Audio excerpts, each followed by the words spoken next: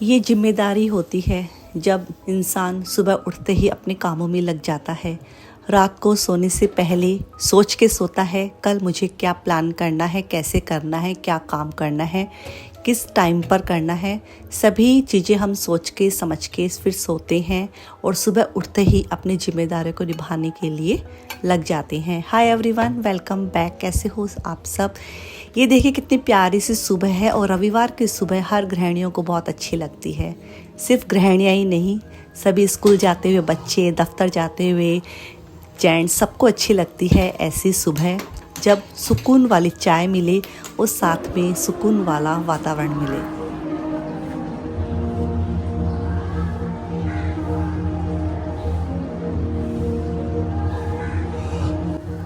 तो यहाँ इसी बीच मैंने बच्चों को भी उठा दिया था। बच्चों ने भी हमारे साथ चाय है एंजॉय की है। जैसा कि आप सबको पता ही, यदि नहीं पता है तो मेरे बच्चे भी ना चाय पीने के बड़े शौकीन हैं मेरे जैसे। और अच्छा लगता है एक संडे की सुकून वाली चाय फैमिली के साथ बैठकर पीने की। चाय तो एक बहाना है, चाय पे चर्चा हो जाती है, अपने मन की बातें, दिल की बातें एक दूसरे के साथ हम शेयर करते हैं, बातचीत करते हैं। फिर बस मैं आ गई नहा धो के, बाकी अपना काम निपटा रहे हैं तीनों के तीनों। और मैं बनाऊंगी पोहा नाश्ते में, बहुत ही सिंपल तरीके से बनाती हूँ। तो सब्जियां संभाल रही थी तो बस गाजर थी मेरे पास, मटर थे, टमाटर थे, और लेकिन आलू नहीं थे, प्याज नहीं थे। प्याज के तो बिना भी चल जाता, लेकिन आलू ना पोहे में बहुत बढ़िया लगते हैं, पर नहीं थे मेरे पास, एक भी आलू नहीं था। कोई नहीं, उसके बिना भी मैंने पोहे बनाए और बहुत स्वादिष्ट बने।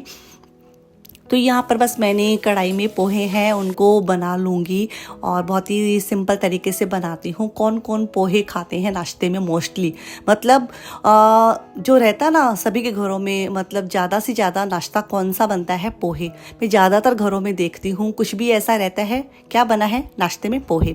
तो यहाँ पर बस पोहे हैं वो मैंने मतलब बनने को रख दिए हैं। सब्जियाँ बन रही हैं, पक रही हैं, तब तक बना लेते हैं कॉफ़ी, क्योंकि चाय हमारी हो चुकी थी तो चाय तो किसी को पीनी नहीं थी। और पोहे एक ऐसा नाश्ता रहता है, उसके साथ कुछ ना गरम गरम पीने को चाहिए, तो कॉफ़ी बना लेते हैं।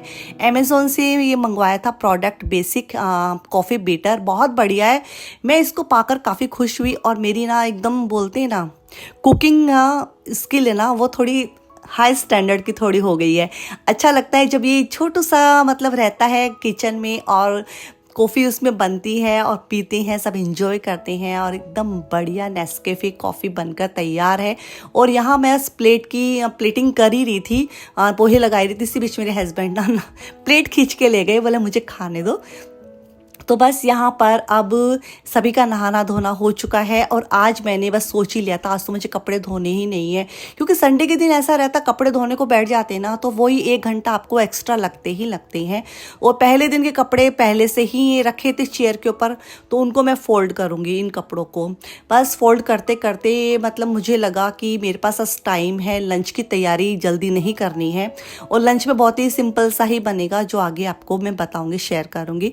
तो मैंने सोचा बच्चों की अलमारी को ना ठीक ठाक कर देती हूँ। और बच्चों की अलमारी सबसे ज़्यादा बिखरती है, क्योंकि ना दोनों के हाथ इस तरह से मतलब लगते हैं, कोई एक कपड़ा खींचते हैं, 4 निकालते हैं, पता नहीं कैसे करते हैं, जिसमें मैं बहुत अच्छे से अरेंज करके रखती हूँ। मतलब हर छठे सातवें दिन मुझे संभालना ही संभालना, लेकिन पड़ता ही पड़ता है।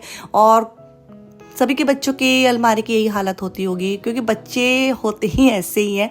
लेकिन मुझे याद है हम जब छोटे हुआ करते थे ना, तो हमारी अलमारी ना बहुत अच्छे से रहती थी। क्यों रहती थी? कपड़े ही नहीं होते थे इतने, 4-5 जोड़ी कपड़े रहते थे, उन्हीं में से बाहर भीतर पहनने के कपड़े रहते थे। बस उसी में मतलब एक छोटी सी अलमारी रहती थी, उसमें हम 5 भाई बहन के कपड़े आ जाते थे। तो वो भी अच्छे दिन थे जब आपके पास चीज़ें कम होती है ना तो बिखराव भी कम बिखरता है, और ज़्यादा चीज़ें हो जाती हैं तो बिखरता ही बिखरता है। तो यहाँ पर बस मेरे जो अलमारी के कपड़े हैं उनको भी मैं अरेंज कर दूंगी। और बड़ा सुकून आया बच्चों की अलमारी सेट करके, बच्चों का रूम सेट करके। अभी इस वाले रूम की मैं बस डस्टिंग करूंगी। और आज मुझे ना ये वाला ब्रश हाथ में लग गया और बड़ा मज़ा आ रहा था इसके साथ मुझे डस्टिंग करने को। ये जब मैं गाड़ी चलाती हूँ ना तो मतलब 4 रास्ते के ऊपर बेचते हैं ना वो लोग, क्या बोलते हैं उसको, होकर्स बोलते हैं, उनसे मैंने इसको परचेज किया था। काफ़ी बढ़िया है, इतना स्मूथ है, गाड़ी डस्टिंग करने के लिए है, लेकिन मैं इसको ऊपर उठा के ले आई। वो गाड़ी तो ठीक है, जो सिक्योरिटी वाले भैया हैं उनसे करवाई लेती हूँ। तो चलिए इसको ना घर की डस्टिंग में काम में लेते हैं। मुझे अच्छा लगता है नए नए टूल से अपने घर की डस्टिंग करने में। तो बस दोनों रूम मेरे सेट हो गए हैं, अब बारी आती है लिविंग रूम को सेट करने की। आज की जो डस्टिंग है मेरी काफ़ी बहुत ही एकदम सुकून वाली डस्टिंग है। उसमें मुझे ज़्यादा झपड़ झपड़ करके कुछ काम करने की ज़रूरत नहीं है। मैं बहुत ही आराम से तरीके से सलीके से काम कर रही हूँ। और ये वाली ब्रश है ना, इससे काफ़ी आसानी हो रही है, मतलब ऊपर तक के पहुँच रही है। तो जाले वाले भी हो बाई चांस, वैसे मेरे घर में आपको जाले नहीं दिखेंगे, लेकिन क्योंकि मैं डेली ही या फिर झाड़ू से या फिर किसी भी ब्रश से इस तरह से मैं लगाती रहती हूँ, देखती रहती हूँ कहीं भी जाले हैं या नहीं है, चेक करती रहती हूँ। तो बस यहाँ पे सोफ़ा मैंने ठीक ठाक कर दिया, कॉफ़ी टेबल ठीक हो गई। अब बारी आती है टीवी कैबिनेट को सही से करने की। तो टीवी कैबिनेट है, उसके ऊपर डस्ट लगी जाती है और रोज़ लगती है, पता नहीं डस्ट कहाँ से आती है। तो बस उसको मैंने अच्छे से क्लीन कर दिया कपड़े से, माइक्रोफाइबर क्लॉथ से। और ये वाली फ्लावर है, इसको मैंने ब्रश की हेल्प से बहुत ही अच्छे से क्लीन किया है। तो काफ़ी डस्ट निकली, अच्छे से निकल गई। अभी क्या थोड़ी सी डस्ट उड़ने भी लगी है, मौसम जैसे जैसे खुल रहा है ना, डस्ट काफ़ी उड़ रही है। खिड़कियाँ कितनी बंद रखोगे फिर भी आपके घर में डस्ट आनी ही आनी है, सुबह शाम जब आप खोलते हैं तो। बस अब आ गई हूँ मैं किचन में। जो मैंने सुबह मलाई निकाल के रखी, 3 से 4 दिन के दही की मलाई रहती है, उसी का मैं मक्खन बनाती हूँ। मतलब छाछ बन जाएगी और एक साइड मक्खन निकल आएगा।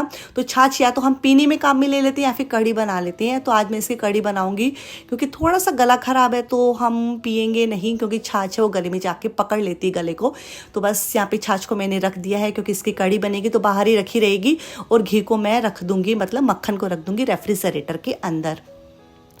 और ये मेरा बेसिक का जो रहता है कॉफ़ी बीटर, इसको मैं बॉक्स में डाल के ही रखती हूँ, जिससे कि वो अच्छे से मतलब सुरक्षित रहे और अच्छे से इसको रखा जाए। तो इसको मैंने रख दिया है और मेरी डस्टिंग हो चुकी है। मेरी जो किचन का प्लेटफॉर्म है वो भी क्लीन हो गया है। अब बारी आती है जो मेरे छोटे छोटे पौधे हैं ना, मनी प्लांट्स, जो मैं पानी के अंदर इनको रखती हूँ, इनको मैं क्लीन करूँगी। तो इनका पानी चेंज करते रहना चाहिए, उससे इनकी ग्रोथ बहुत बढ़िया रहती है। और ये धूप में रखे रहते हैं ना, तो इन पानी के अंदर थोड़ी थोड़ी ना वो मतलब ग्रीन ग्रीन पानी भी हो जाता है, गंदा पानी हो जाता है। तो मैं आज इसको अच्छे से क्लीन करूँगी और एकदम साफ़ सुथरा पानी डालकर इनके पत्तियों को भी वॉश कर दूँगी। तो हर चीज़ को केयर की ज़रूरत रहती है। तो हम देखते हैं घर में छोटी छोटी चीज़ों से लेकर बड़ी बड़ी चीज़ों तक की जिम्मेदारी एक जो गृहिणी रहती है कितनी बेखूबी निभाती है और बहुत ही बढ़िया से निभाती है। और क्योंकि हमारा समाज है ना, हर काम को बांट के रखा है हर वर्ग के लिए, कि ये काम तुम्हारा है, ये काम तुम्हारा है। और सभी अपनी जिम्मेदारियों को बखूबी निभाते हैं और निभानी भी चाहिए। जिम्मेदारियां हमें मजबूत बनाती हैं कुछ करने के लिए। यदि जिम्मेदारियां नहीं होगी तो हम कुछ कर भी नहीं पाएंगे और लक्ष्य को भी नहीं पा पाएंगे, क्योंकि लक्ष्य होना ज़िंदगी में बहुत ज़रूरी है। बिना लक्ष्य के जीवन जीना बेकार है।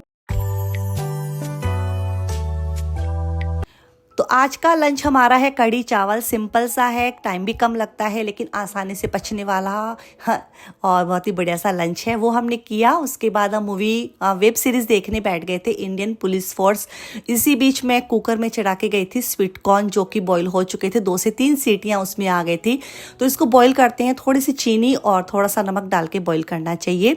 और बच्चों के लिए चाय बना रही थी और साथ में स्वीट कॉर्न चाट भी बन जाएगी।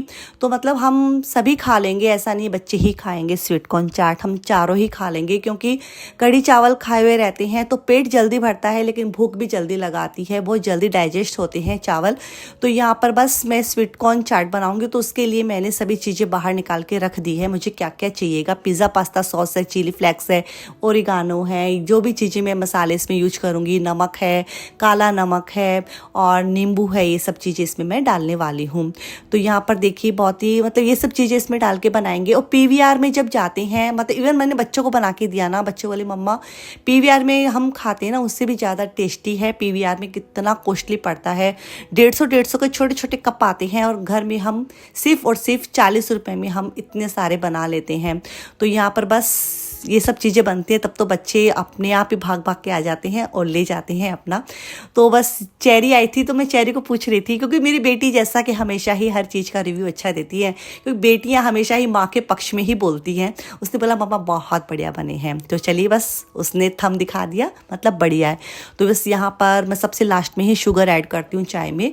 तो यहाँ पर चाय है, मैं छान लूँगी और हम चारों बैठ के एकदम से सुकून सुकून वाली चाय तो सुबह हो गई थी, अब तसल्ली वाली चाय। लेकिन मन में बस वो भी था क्योंकि कल है मंडे, वही रूटीन लाइफ होनी है। तो चलिए चाय पीते हैं और साथ ही में थोड़ी सी वो सीरीज बाकी रह गई थी उसको भी फुल एंजॉय करते हैं। यहाँ पर हमने चाय वाय पी, काफ़ी बढ़िया लगा और इसके पापा वापस से लैपटॉप पे बैठ गए अपना वर्क पूरा करने के लिए। चलिए आपको लेके चलती हूँ मेले में, बहुत मज़ा आएगा क्योंकि ये मेला है, सांस्कृतिक मेला है, हमारी जो संस्कृति है उसको झलकाता है। इसमें सभी तरह के प्रांतों की झांकियाँ थी। मैं पूरा एक्सप्लोर तो नहीं कर पाई और लेकिन बहुत बढ़िया, बहुत ही बड़े एकदम से लेवल पे बना हुआ था और हमारे राम मंदिर की भी झांकी थी यहाँ पे।